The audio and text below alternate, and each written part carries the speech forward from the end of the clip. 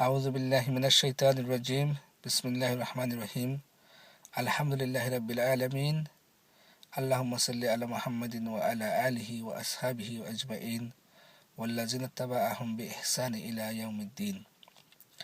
What you should do on a Friday, that is the day of the Jummah or the congregational prayers. It is recommended that you cut your nails of both hands and both feet on this day, and for men that you should shorten your moustache, and for both men and women that you remove the hair under the armpits and the hair under the navel. And it is recommended to have a ghusl. The difference between an ordinary shower and a ghusl is that the ghusl is an act of worship, and it requires that you make niyyah that you are making ghusl to become purified, so that you can do acts of worship like salah and reading Quran and so on. You also need to say Bismillahir Rahmanir Rahim at least once for the ghusl to count as a ghusl rather than just an ordinary shower. After that, you should wear clean clothes, and you should try to wear your best clothes, and you should wear, for men, you should wear the best perfume that you have, and you should go to the masjid as early as you can. And then when you get to the masjid, you should not inconvenience other people. You sit where you find a space. You do not ask other people to move to accommodate you. And you should, during the khutbah, you should not talk to anybody. You should be silent and you listen to the khutbah.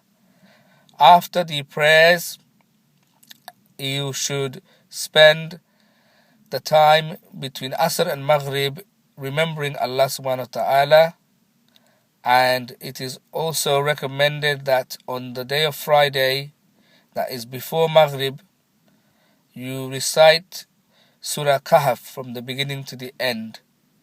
All of these things are recommended actions that will bring you a lot of reward. The actual congregational prayer, what you should do is, the first thing you should do once you enter the masjid is recommended that you pray 2 rakat sunnah salah called Tahiyatul Masjid, or the greetings or salutations to the masjid, before you sit down. After that, you can sit down and you can do zikr.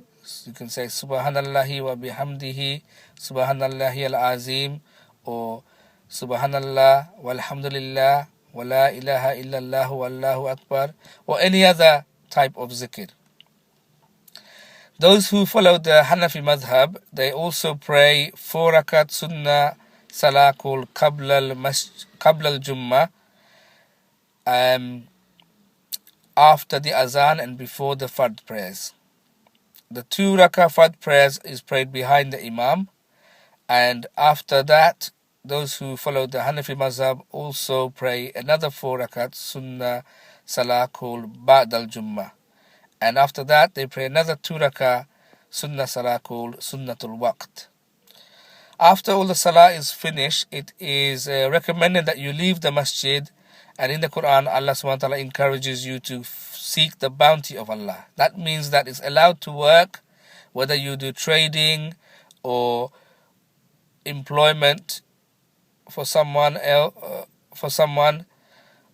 or you go hunting, or whatever way that you are to seek wealth is allowed and encouraged. This is different from the Jews and the Christians, who are not allowed to work or earn money on the day, or even hunt on the day of the Sabbath, which was the day that they were commanded to have a congregational prayer in their synagogues or churches.